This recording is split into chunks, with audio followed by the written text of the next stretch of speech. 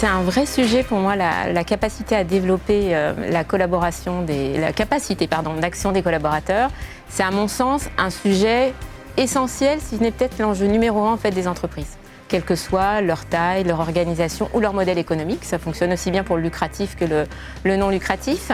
Je crois en fait que pour l'entreprise, c'est la capacité à maximiser la capacité justement du collectif à faire face à un environnement incertain, complexe, en démultipliant sa capacité d'innovation, sa capacité de production, mais aussi sa capacité à gérer et anticiper les risques. Je suis persuadée, j'adore cette formule des militaires qui parlent d'anticiper la surprise stratégique. Si on capitalise sur des univers mentaux qui sont différents, on se donne toutes les chances de faire face à un environnement. Pour le collaborateur, je crois que c'est de trouver sa juste place.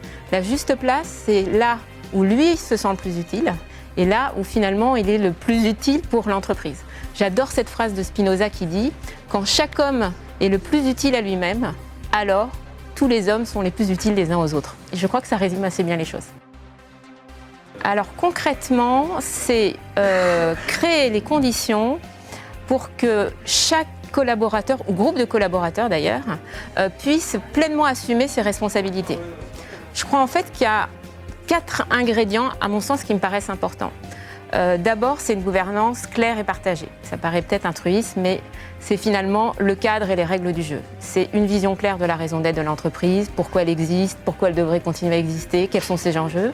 C'est des modalités de prise de décision qui sont claires aussi, certes les instances, mais aussi tout le questionnement en fait auquel chaque partie prenante est invitée à réfléchir. Et puis c'est bien sûr des rôles et des responsabilités clairs pour chaque collaborateur et groupe de collaborateurs, et donc lui permettre de prendre juste sa place, mais sa pleine place. Le deuxième ingrédient, c'est, à mon sens, c'est une invitation, une incitation à bien se connaître.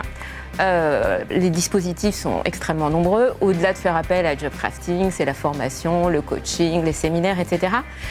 Et je crois en fait que quand on se connaît bien, ça permet finalement d'interagir avec les autres de façon efficace, pertinente, et ça permet aussi finalement de profiter pleinement de l'altérité avec un grand A, en se dégageant, en faire une richesse, en se dégageant des rapports de pouvoir, des jugements de valeur qui polluent quand même l'environnement et qui parfois sont extrêmement contre-productifs. Le troisième ingrédient, c'est, j'ai envie, des modalités de fonctionnement qui permettent de bien faire circuler l'énergie. Par exemple, le mode projet, parce que finalement c'est un mode parce qu'il est hors hiérarchie, qui contribue finalement à être obligé de trouver une valeur ajoutée pour l'ensemble des parties prenantes, qu'elles soient externes ou internes. Ça va être les rétex, les retours d'expérience, qui sont un bon système d'autorégulation et qui permettent de faire le lien entre la théorie, la pratique et la réalité de tous les jours, et qui permettent aussi de clarifier les règles, si elles méritent de l'être, voire de les modifier. Le quatrième ingrédient, c'est un management adapté. Pour moi, le management adapté, c'est le management style leading by behind. Un management de soutien. Le chef, c'est vraiment, on le dit souvent, mais c'est un chef d'orchestre, à ne pas confondre avec l'homme orchestre en fait. C'est celui qui effectivement, à l'instar du chef d'orchestre, va faire en sorte que la musique qui sort de chaque musicien et de son instrument soit la plus belle, lui ressemble et en même temps contribue à l'harmonie générale.